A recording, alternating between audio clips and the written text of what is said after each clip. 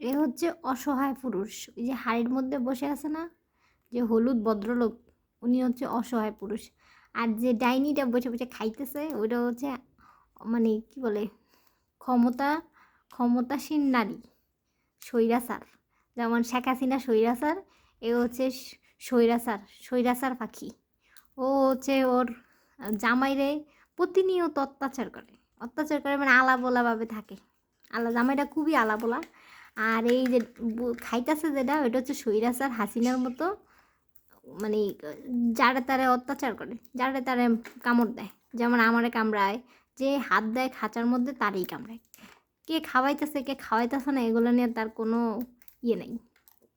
আর ওই যে হাঁড়িটার মধ্যে বসে আছে, উনি হচ্ছে একদম অবলা, মানে কি বলে, একদম মানে কি বলে, হাজব্যান্ড ম্যাটেরিয়াল যেটা হয় আর কি।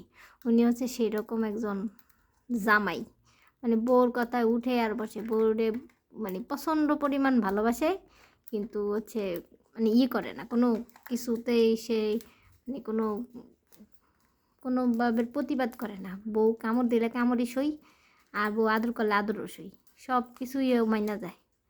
একদম শান্তশিষ্ট, মানে ভদ্রলোক।